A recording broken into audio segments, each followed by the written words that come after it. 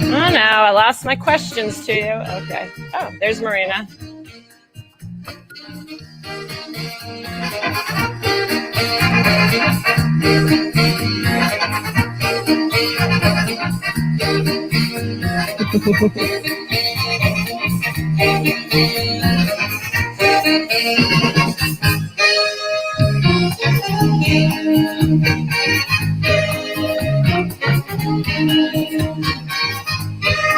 Cool.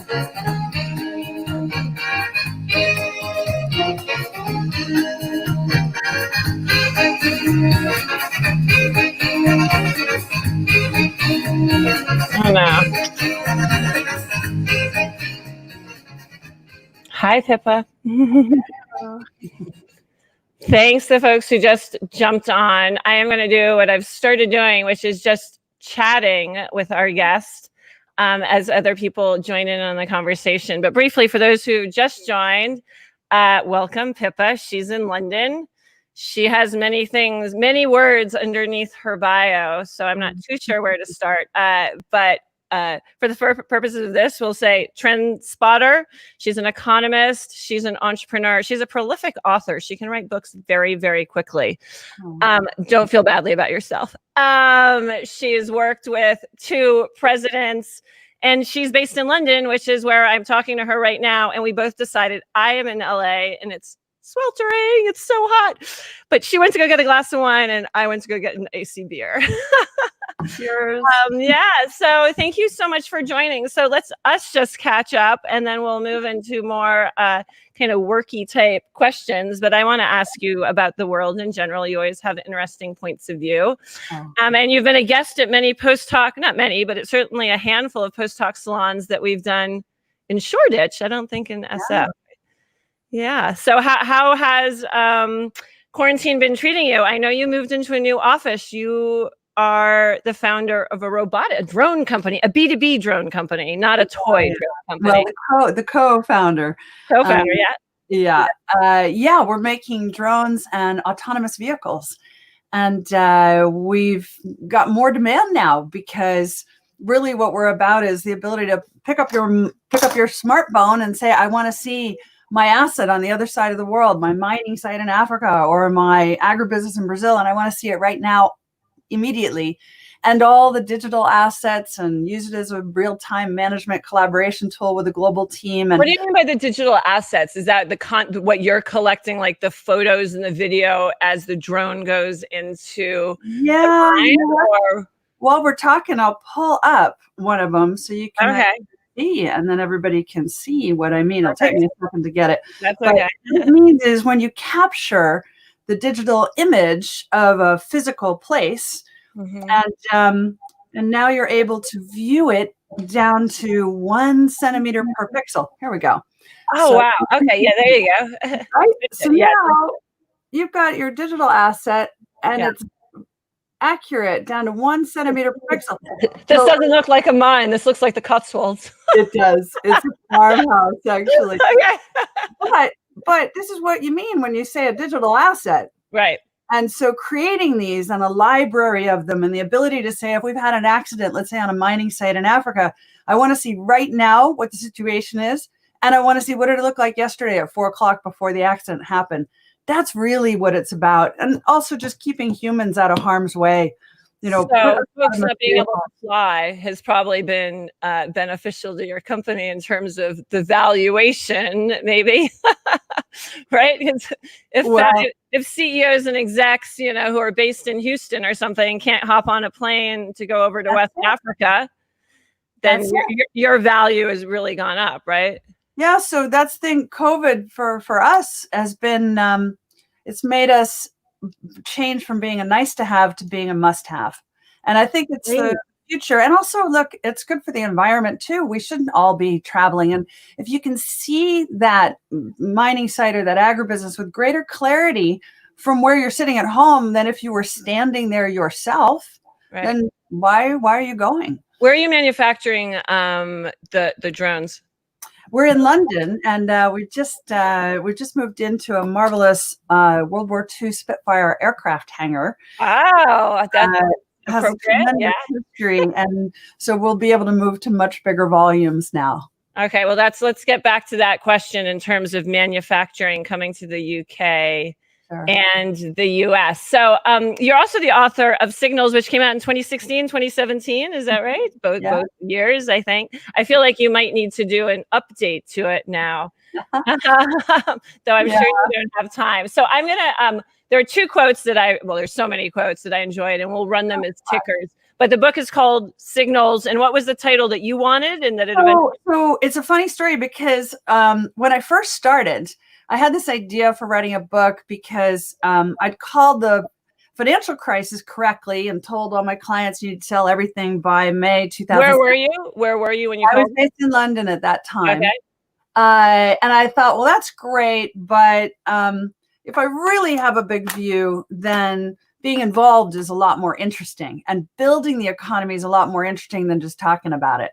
So I decided I wanted to explain to people how I saw it and why everybody kept missing all the signals. So initially I went to the publishers and they all said, well, you've never written a book before, so we're not interested. And they also said, nobody cares about economics. And I was like, everybody cares about economics.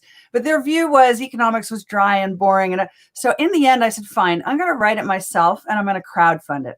And so the original book was called Signals, The Breakdown of the Social Contract and the Rise of Geopolitics, which was 2016. And interestingly, at that time, the view was there's no breakdown of the social contract and geopolitics is completely dead. Like, why are you writing about these things? But my feeling was that we were about to have a quite historic resurgence of both topics, which we have in fact now had. And then a real publisher picked it up because it did very well and it became a bestseller even as a crowdfunded book. And then they put a title on it, which was Signals, How Everyday Signs Can Help Us Navigate the World's Turbulent Economy. Well, okay, that's understood when you walk into a bookstore. Maybe it has a broader potential for folks buying the book. So here's a quote from the book, which I think is super relevant over the last, well, always, risk is always important in our lives, but every single one of us has really been thinking about risk, our personal risk, short-term risk, and long-term risk. And I think everyone's probably learned a lot about themselves and their friends. So you say early on in this book, our view of the landscape and our perception of risk reveals our character. Our choice of what to reach for and when to reach for it requires and reveals character. You also say, I have another quote, which I thought was kind of hilarious, but it's always an important signal when a nation runs out of cash. We'll get back to that.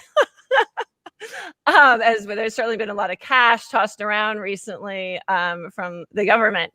So let's look at signals over the last couple of days. I thought this would be a fun game to play. Yeah.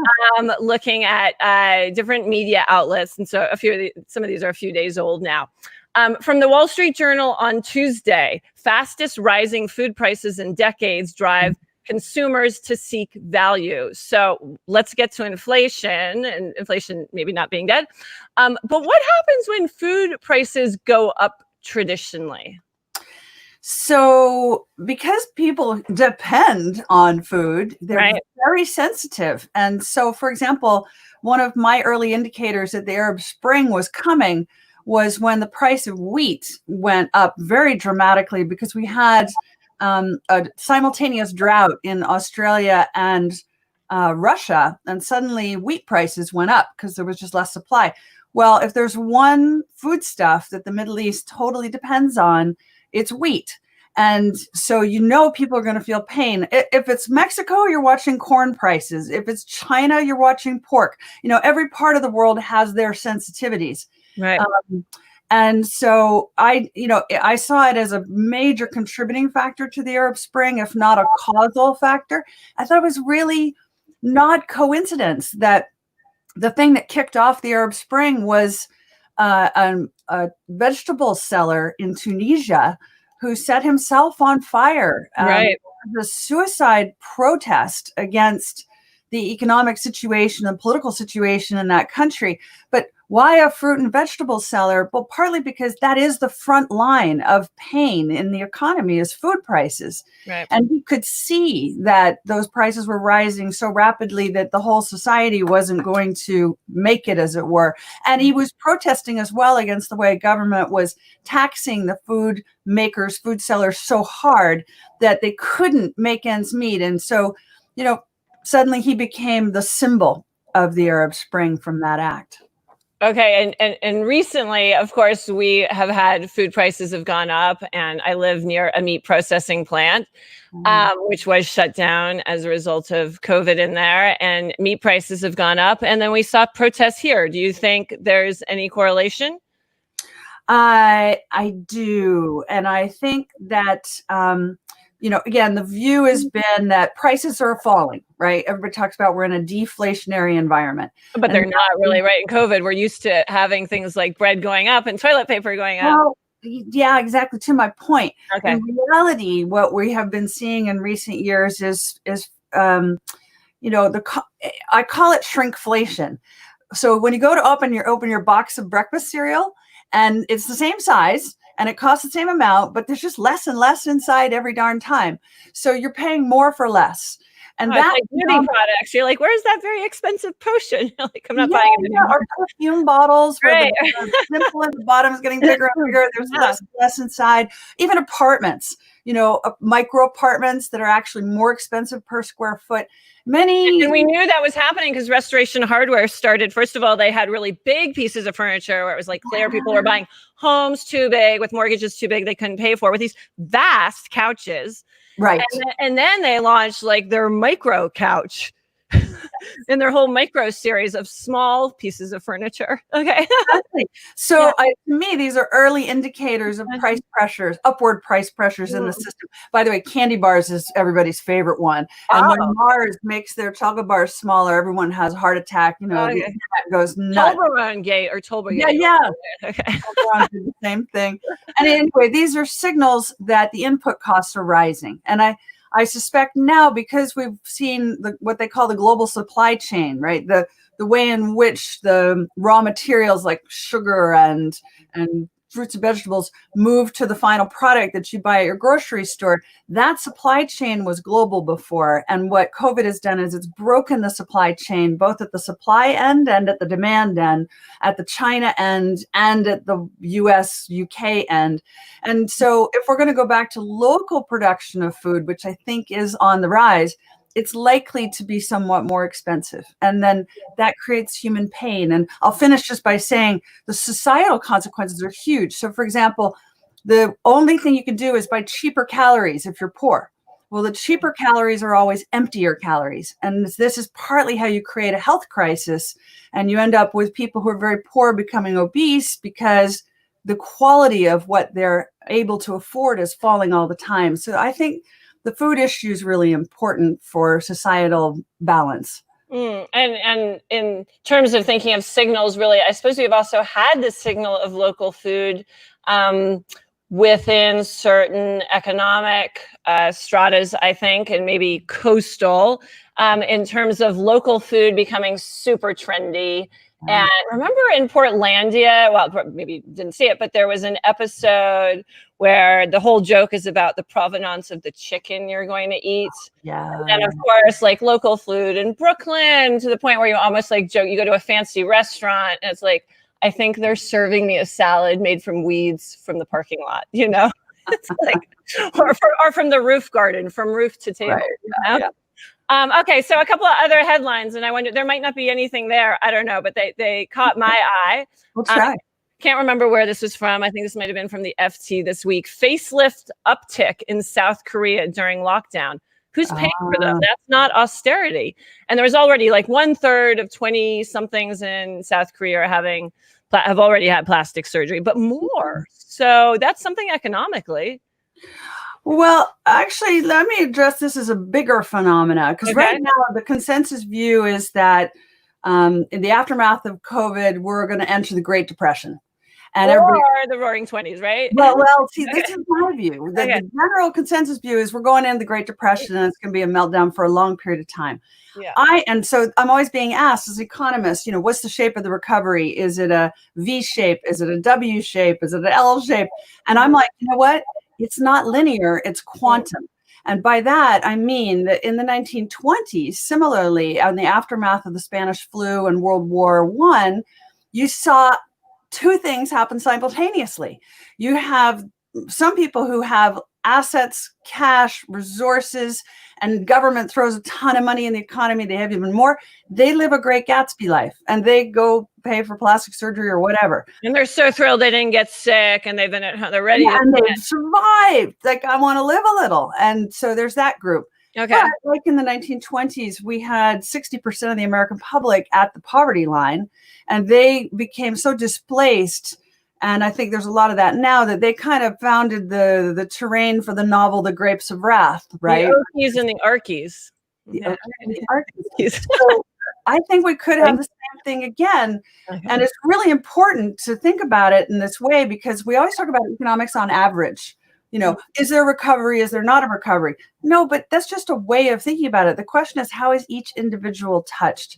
How is each individual household touched? And there are going to be some people that are going to be knocked sideways by these events. And some people for whom this is going to be the biggest opportunity that ever happens in their whole career. And we can't put them all in the same category just because the economy goes up or down. Doesn't mean everybody goes with it. But I personally think we're going to have a recovery that's faster and sharper than people are expecting. Do you think that'll be different between the UK and the US? I think the UK and the US are going to track reasonably closely, actually. Okay. But I think that Europe might be slower, emerging markets might be slower, China might be slower. Right. Okay, another article that I saw that I think was on the cover of the Wall Street Journal this week. So this is an app that I have not used. Maybe I used it right when it came out, called Citizen. And so it came out a few years ago. I'm going to have the time off, but maybe 4 or 5 years ago. I know because they're across the street from me in Soho, and we have shared mutual friends. Anyway, so Citizen lets citizens record when, say, there's a fight out on the street or if a police officer is mistreating someone. This was started in New York. So to me, I was thinking about this, and now the app is totally exploded. I mean, it's been exploding over the last year or so. Sure. I haven't followed their news closely at all, but I saw a front page article in the Wall Street Journal as a result of the protests. Everyone was using this app. And I was like, well, actually, we kind of had a signal that people were unhappy. The fact that the citizens, it had become so popular over the last few years. Anyway. Well, it may be part of this bigger phenomena, which Shoshana Zuboff has called surveillance capitalism. Right. And that's all about technology tracking your every movement and digitizing you, capturing not just your movements, but your facial expressions. Wow. And she says that, data is the new oil. Personal data is the new oil, right? Exactly. But it's not only that companies and governments are capturing that data, citizens are now doing it as well. Okay, interesting. Right. Okay. So that's another version of what is surveillance capitalism about. And as we digitize, ourselves, I think this is a really important phenomena. It's what my next book is going to be about, is that, you and I, if you ask either one of us, what do you like to buy when you go to the grocery store? And we may have a notion in our head of what that is, but my digital self reveals exactly what I buy. And it may turn out to be different from what I tell you. Sure. Because you might not even realize it, I think. Realize, So your digital self, which already exists, it's a kind of digital twin, a digital doppelganger. It knows more about you and reveals more about you than you know about yourself. And we don't really have access to what do I look like in that space, but decisions are being made about our future based on that space. And so part of what we're seeing with these social protests is people are digitizing reality. And it's showing something that nobody revealed or talked about much before, or it's sharpening our understanding of that reality because now it's digital, it's captured, it's real time. And that's just part of this moving into what they would call the fourth dimension. The fourth dimension, Einstein described it as, a place where time exists. Well, when you digitize, you can go back in time and you can begin to project into the future, right? You can bend the arrow of time. But it's also what the Victorians called the place where ghosts reside. And in a sense... Oh, what does that mean? Well, your digital doppelganger is a kind of ghost. It's a spirited element that is Victorian. Very Victorian. Yeah. So that's the 4D world. Okay. One other headline that I'm thinking about. I'm getting text right now from a friend of mine at CNN who's really enjoying the interview. So I'm looking at right. She covers economics. Okay, IBM. So they were the first one this week, I think, to say no more facial recognition products that they were going to make, right? And then Amazon came out with an announcement yesterday, putting a moratorium on their facial recognition software to be used by police. So it's been a bit of a snowball effect. And then I was thinking about it today, and I was like, well, actually, like we're all kind of going in that direction anyway with masks on. Like actually facial recognition is working less and less. You had mentioned that CEOs, when they're on Squawk Box, unbeknownst to many of them, but they must know. If they don't, they should know that AI, so they don't know, right? Because then they wouldn't be lying.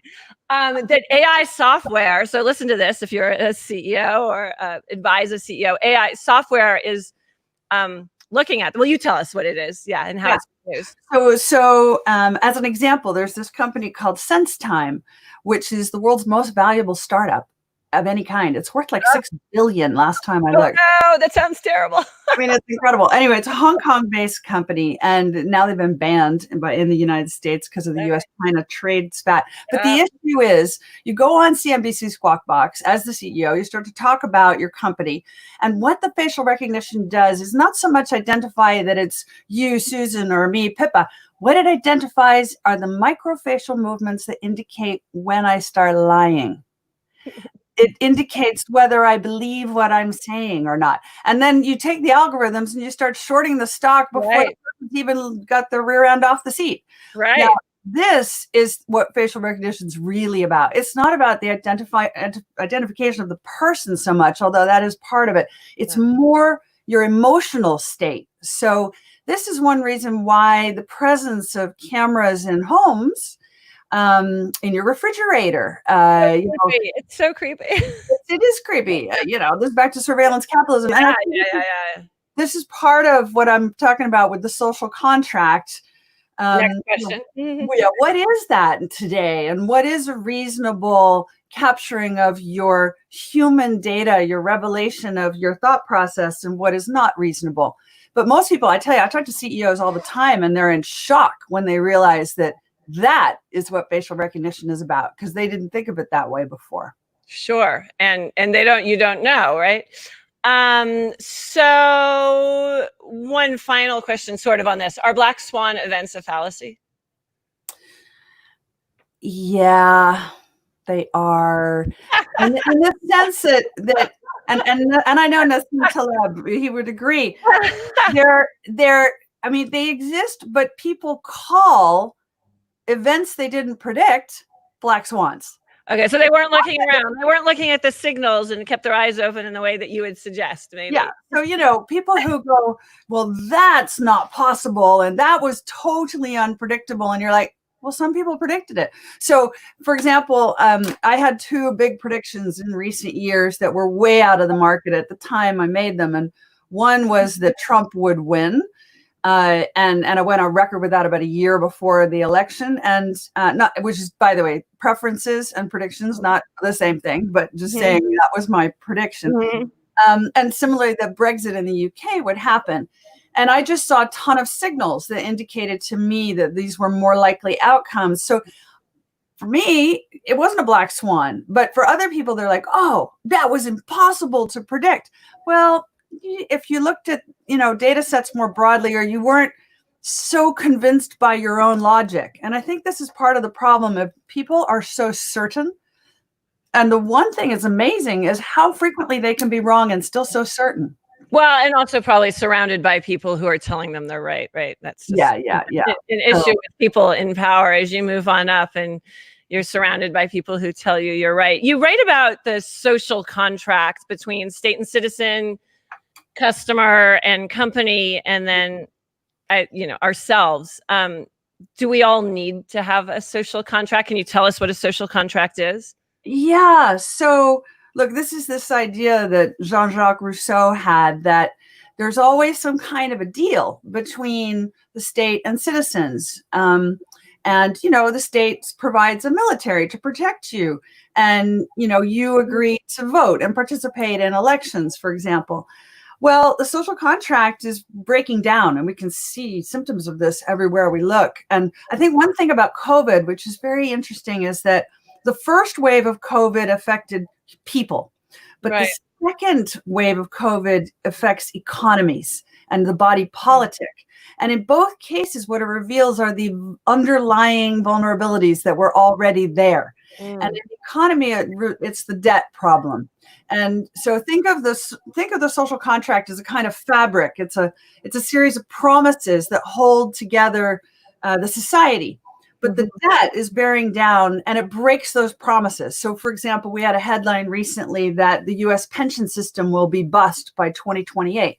But people believe that they have worked for this pension and it will be there. And so if you say, well, actually, it's not there, or by the way, retirement age isn't 65, it's like 97, then the social contract is broken. Well, as those threads that hold us together, those promises break, this whole social fabric starts to fall apart. And so what's happening today is the breakdown of that social contract. And so the question is, what do we do about it? And most people are like, well, I'll just wait for someone else to fix it. And they complain about the different parts of society, but they're not doing anything necessarily. So I have a view that if you really want to fix the social contract, you have to begin with, what's your social contract with yourself? And this is kind of based on the idea that Adam Smith had of, self-interest drives to the best outcomes. I think he said, it's not from the benevolence of the butcher, the brewer, the baker that we expect our dinner. It's because it's in their own interest to deliver that to us. Well, that invisible hand that somehow everybody does what's in their personal interest will equal the best social outcome. I don't think anybody is very confident in that anymore. So the question is, how do we get to the next level? And my answer is, we redefine self-interest. And I can walk you through that. I want to make sure we're still connected because you froze there for a minute.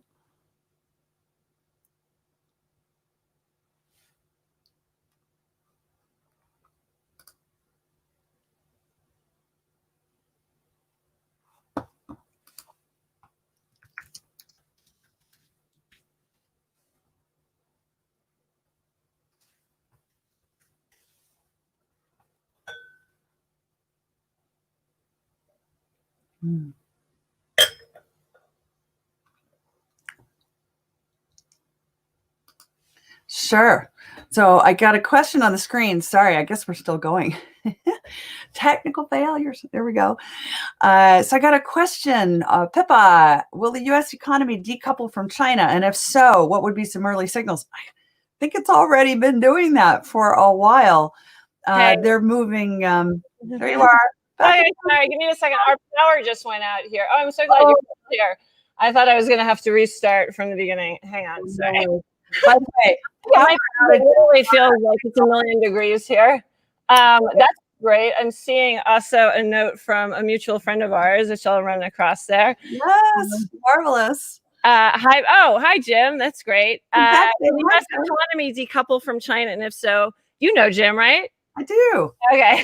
Yeah, we were in the White House together. Oh, right. Okay. Well, we were sort of connected through work as well. Okay, there's a question from him, and then we'll get back to where we were. Sure. Then we'll go back, because I really want to talk about what the personal social Yeah. It's so important right now. It's kind of a new concept. Anyway, so yeah, U.S. and China. Here are some really easy signals that tell you the decoupling. For example, in the drone world, where China has been in the lead, for at least for the retail consumer drones, more and more they will sell drones that have the instructions only in Mandarin. There'll be no English. Now, what does that tell us? That tells us that they really are not that interested, can't really be bothered with the international audience. Their sales domestically are sufficiently strong that that's their focus. And I think we're going to see more and more of China being domestically oriented, building that domestic growth function, because that international effort they made, it worked for a while, but now it's kind of fallen apart. And China's no longer the least expensive and best place to manufacture. Manufacturing is returning to the West really, really fast. And the labor component of manufacturing is falling every day. So their competitive advantage has been eroded. So to me, that's one signal that China is going to pursue a much more domestic path going forward. Where else is manufacturing going? I mean, it's both in the U.S. and for yourself in the UK, but like in the Midwest in America, America's pretty competitive in manufacturing. Oh yeah, the U.S. is hugely competitive in. I feel like a lot of people maybe don't know. Well, see, and another thing is they think of manufacturing as old line stuff, automobiles. But we're in a world now of 3D printing, and 3D printing is not about cheap plastic things anymore. You can 3D print sophisticated and new materials, and you can 3D print buildings now. So, this is a whole new wave of what do we mean by manufacturing. It's very sophisticated stuff. Okay, back to the social contract where we got cut off.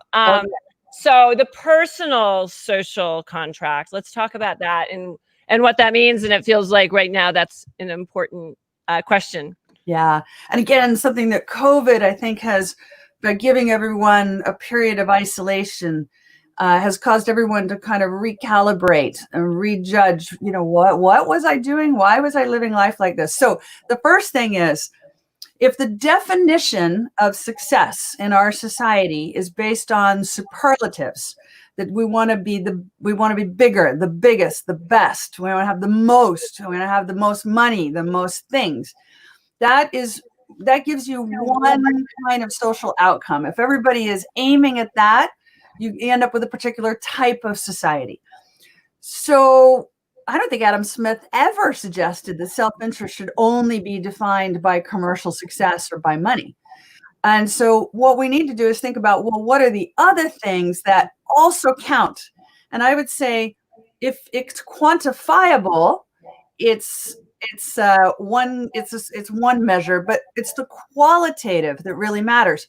So how much of your day or your time, your week, your month do you spend focused on love? Your relationships with other people? How much do you devote to beauty, art? How much of your time are you consuming versus creating? And I think that if we focused more on these qualitative aspects of life, which bring you joy and beauty and imagination and fun and creativity, these are actually materially important to the functioning of a capitalist economy, because you never know how some of those skills might end up becoming very, very valuable. So think about it. What if Maya Angelou, right, the poet laureate, had somehow ended up as, a car mechanic or a bureaucrat or an elected politician? What if her path, what if one day she hadn't said, I just need to write this poetry? What if she hadn't done that? She'd overridden that because some idea of what success is. Well, I think we have so much latent talent in the world economy, poets that are undiscovered, painters, writers, people who are community workers, the people who are love in a family. And we may not value those things numerically, but qualitatively, they're the whole thing that drives life. And actually, sometimes these skills come into play in odd ways. Like, I love the story. There was a race car driver born in like 1895, and Ferdinand Porsche called him the greatest race car driver of all time. His name was Tazio Nuvolari. And how did he become the world's greatest race car driver in his day? He was an ambulance driver. And wow. And what he learned was, because he was trying to get his patients to the hospital as fast as he could, he learned how to do a controlled skid on a curve. Which is I did as well, because I went to school in upstate New York. But I know exactly what you mean. You kind of I did one of those race car driving courses once and learned, on a skid pad Yeah. how to keep control while you're in the slide, right? Sure. Yeah. Well, because he learned that saving people, then when he went to race car driving, he had a skill nobody else had. So who would know that, being an ambulance driver is going to lead to being a world-class race car driver? Mhm. The point is you don't. So if you spent more of your time doing that which was fun and interesting or life-saving and necessary, what incredible skills might the whole economy benefit from? And so it's all about not just identifying latent human skills, it's about people becoming what they're supposed to be. And if we do more of that, I suspect that we'll end up with a better society. It's not a superlative society anymore. It's just a superior society. It sounds like a great world to live in. Let's talk about post-COVID. The economy was turned off like a spigot. Yeah. And now we're trying to turn it back on. Can we do that? So the answer is no. And there will be a lot of patients that don't survive this process. Right. And I'm worried about that because we're going to lose a lot of companies, a lot of enterprise value. It's one thing when a few restaurants go bust. It's another thing when all of them go bust simultaneously. Right. And I've argued to a lot of policymakers and in print that we're going to need to think about something like the Resolution Trust Corporation, which is what we used back in the 1980s, early 90s, when we had many, many banks go bust, and they all had all these assets. They had high-rise buildings and they had golf courses, and we created a mechanism that allowed them to be sold at auction for like 5 cents on the dollar, so that new people could invest in them and they could bring them back to life, and that would create employment and create innovation. But the problem is this time, it's everything. It's not just the banking sector. It's not like the crisis. So, and today, 70% of the economy is services. So how do you save a services enterprise where there's nothing physical to auction? These are really tricky questions, but I don't know how we're going to clear all these broken assets so easily. But having said that, I also think we have a lot of new parts of the economy that are revving and going to be flying. We had 10 years worth of moving into digital that got compressed into 3 months. Right. And we get all the benefit of that, but also all the pain. Do you think so? This is probably more a question re America, not the UK. The protests sort of provided an opportunity for the economy to get kick-started. The politicians had the economy shut down, but how are they going to unwind that?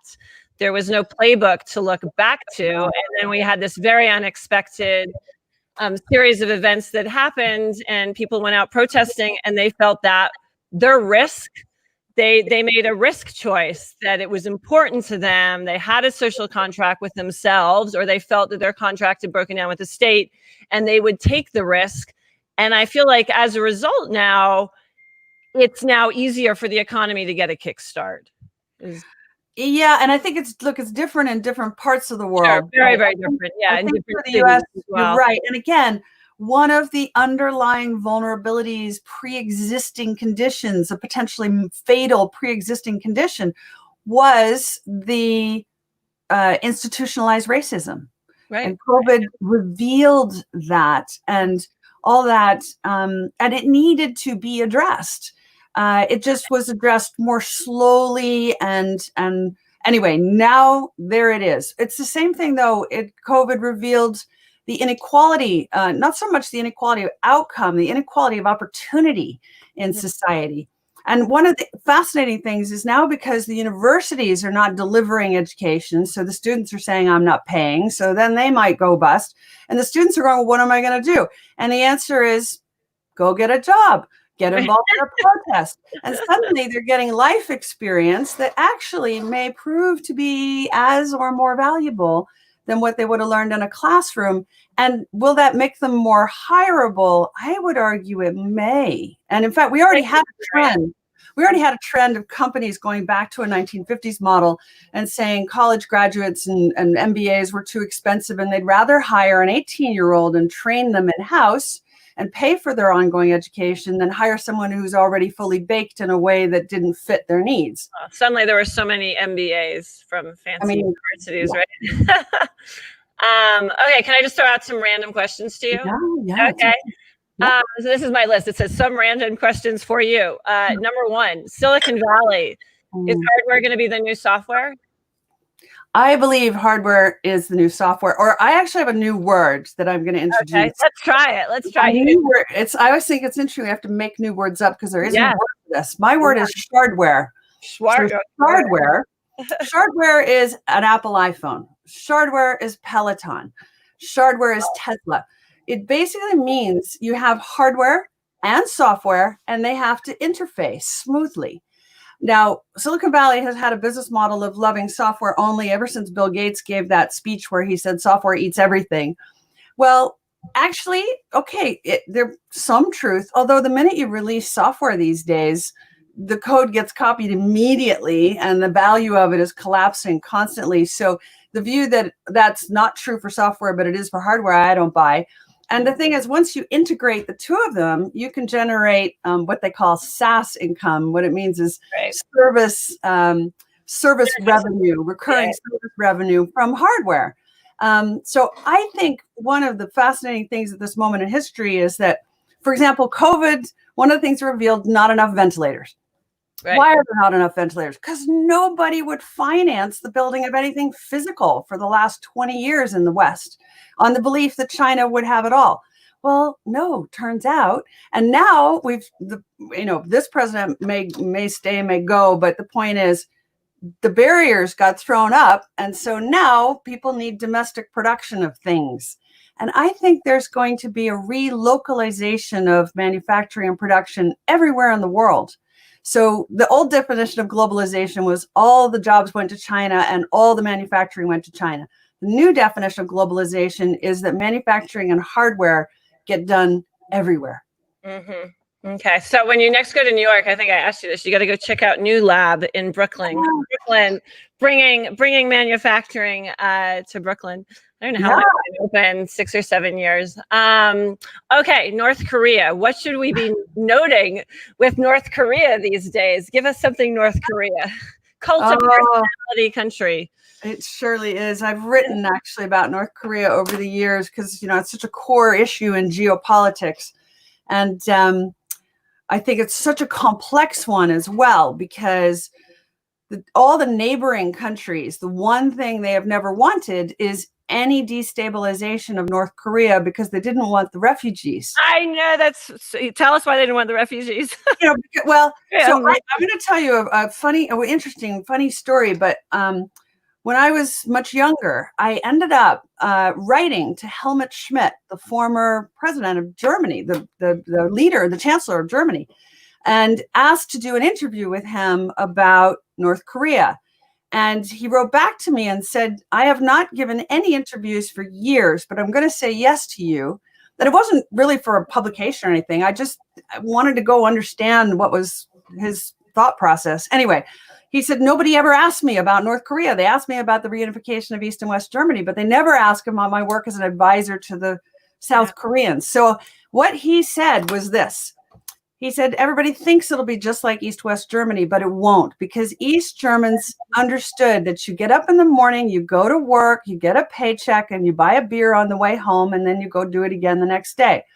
He said, North Koreans do not have this. They do not work for a paycheck. They work so they don't get killed.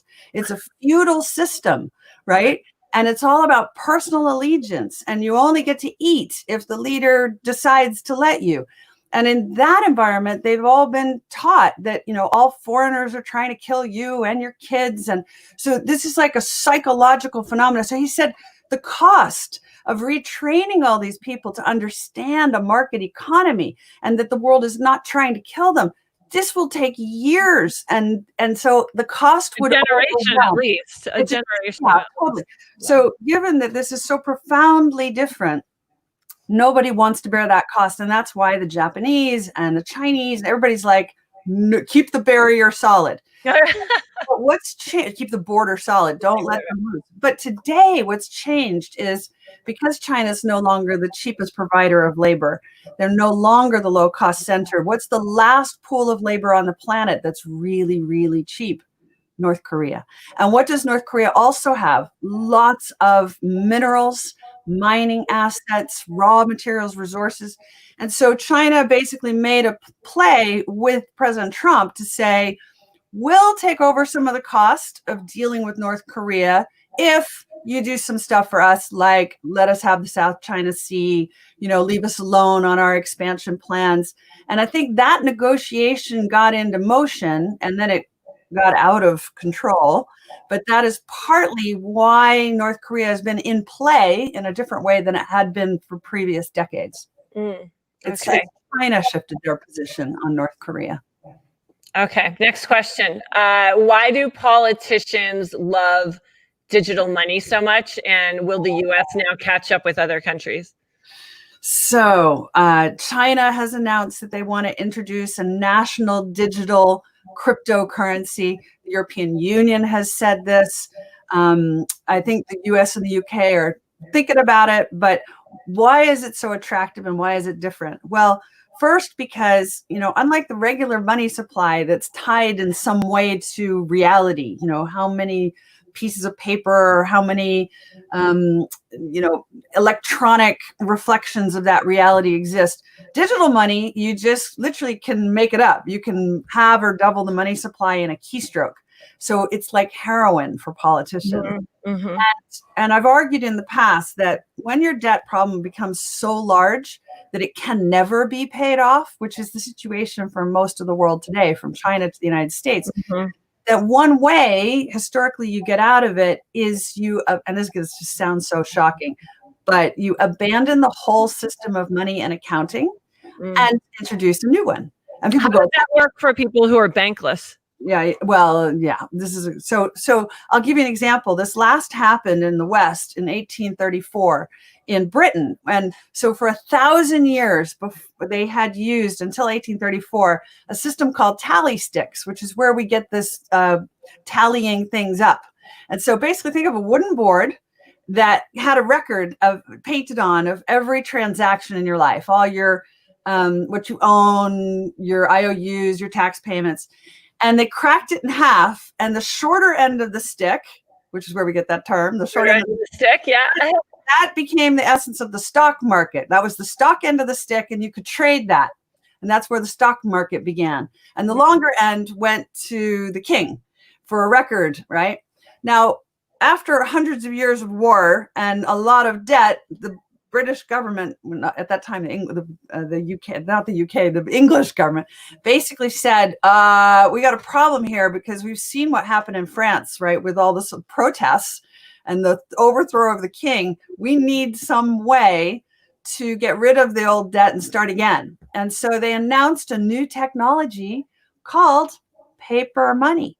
And all the public went, are you out of your mind? I'm not going to hand over my wooden board that has my whole record of my personal transactions for some little piece of paper that doesn't have my name on it. So the government said, fine, we're going to come to your house and we're going to take the wooden sticks and we're going to take them to Parliament. We're going to burn the whole system of money and accounting. And they didn't realize how much heat that would throw off. And that's what caused Parliament to burn to the ground in 1834, which is captured beautifully in a painting by J.M.W. Turner called of course, National Gallery. What you don't realize is what that was the destruction of a system of money and accounting. So today, what's the equivalent? It's the introduction of digital currency.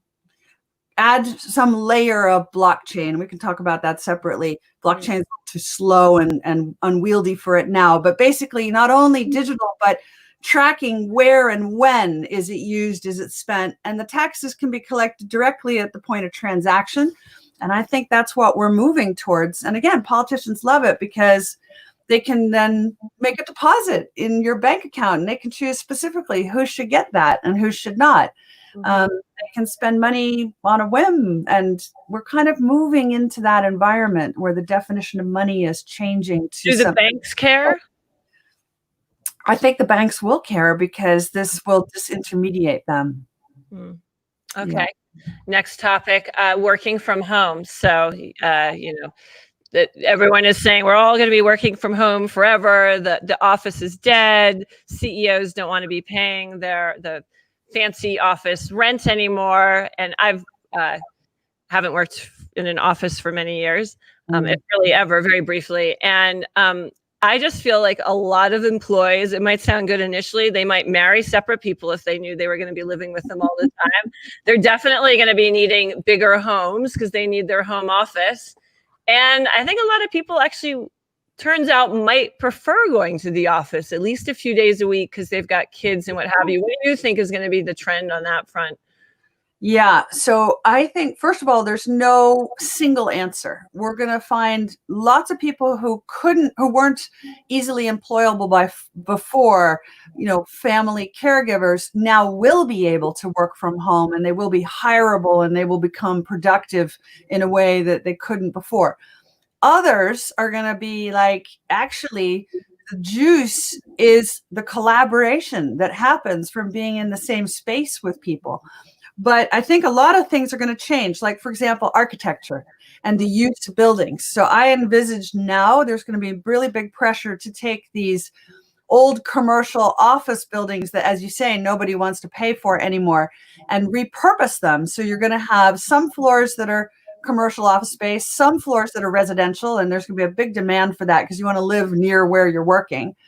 And in addition, urban farms, in addition, entertainment spaces. In addition, the bar is in the penthouse. In other words, multi-purpose, multifunctional buildings, I think, was already coming. It was already coming, I think, yeah, in new developments. Yeah, and they all had to have a vertical garden as well, for sure. Yeah. So space that you can repurpose now, and movable walls where you get to choose. Multi-generational living, I think, is going to be a big thing, because as people get older and they can't afford to put their parents into healthcare as they age, the kids, if you've got inflation, they're already calling the young the boomerang generation, because they move out and then they go, I can't afford this thing called rent, and they move back in.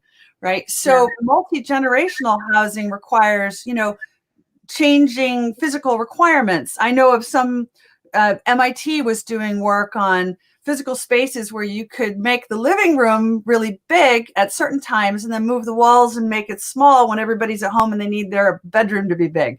We have the technology to deal with this. So I think the more interesting thing is how much human contact is required for the greatest creativity and collaboration. And the answer there also is, one thing that's clear is that most epiphanies, most realizations of great answers where you solve the problem actually don't happen when you're at work or when you're working.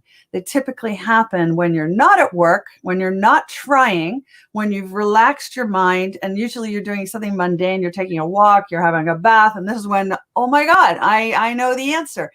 And I don't think that we allowed enough time for all that in the pre-COVID work environment. And now we may allow more time for that kind of innate creativity. Okay, a question here from someone. Can you see that? Any predictions? Okay, what are your thoughts? You go for it. This is such an interesting question about population, especially since Boris Johnson only just announced in the last 24 hours that, basically sex is on again. I think a lot of Americans don't know what was like over the last week or two. So in the UK, to this. Yeah. So in the UK, the Prime Minister basically said that, it was a full lockdown. Nobody's allowed to move between households except children between divorced parents. And so single people not allowed to meet up and be in a separate household. So basically sex was banned. And no, I saw a friend of mine post that on Instagram, like a news headline, and I was dying laughing because I thought it was like a British media joke. No, it's real. So now apparently it's okay, but only with one person. You're not allowed to have it with multiple people. Okay, so All of this is so British that it has to be spilled. Any excuse to write about sex.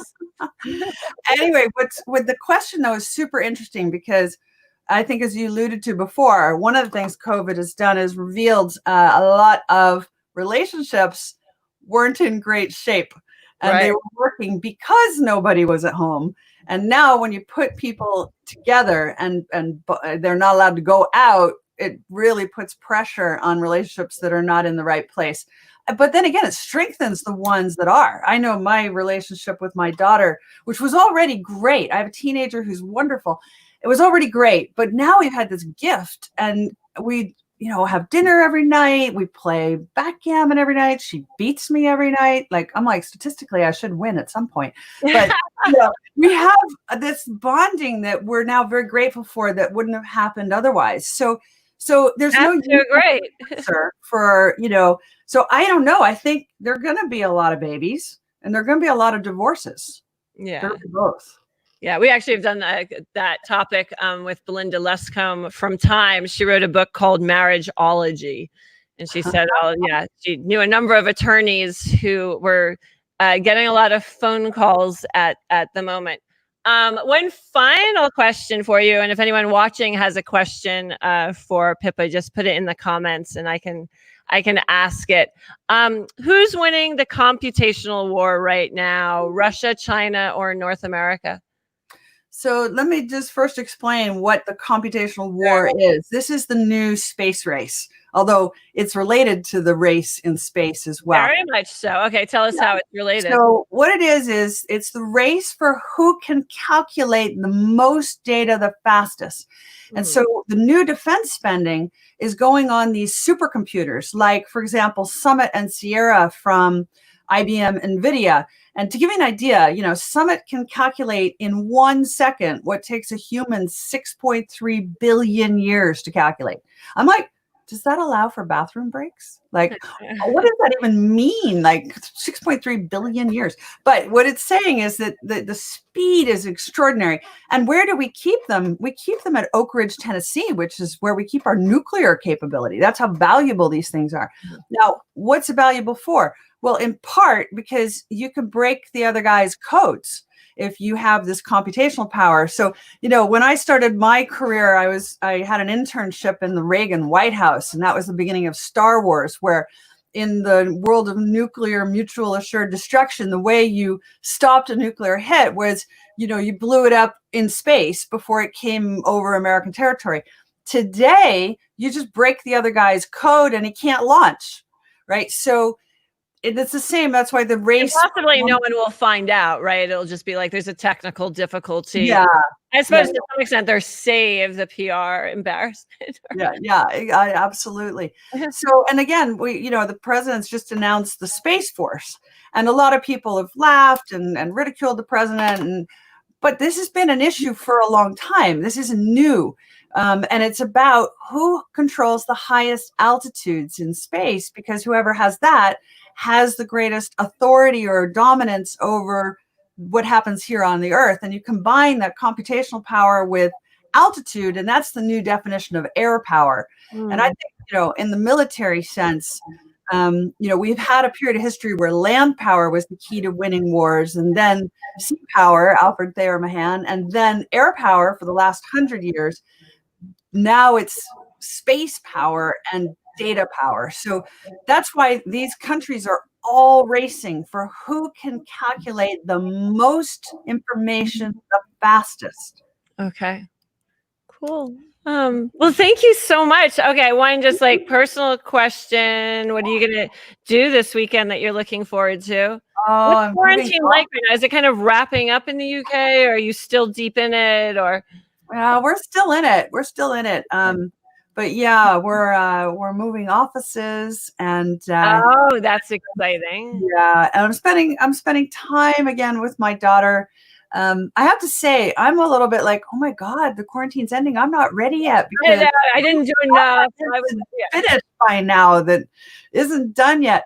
And I'm an introvert, so you've got all your books in the background. My books are all in front of me, and I kind of like this quiet time with my Me book. too. Me too. But I do miss people and socializing, and I miss your wonderful salons, I have to say. They're always so much fun. Well, thank you. I can't wait to get back to do them in London and Shoreditch soon. I hope, maybe the end of this year. Who knows? Okay. Always the unknown, planning for the unknown. Well, thank you so much, and I hope we can do another one. I'm gonna put on some music. Thanks, guys. Thanks for watching. Cheers. Cheers. Yeah, I had to put on music, and then I can cheers you.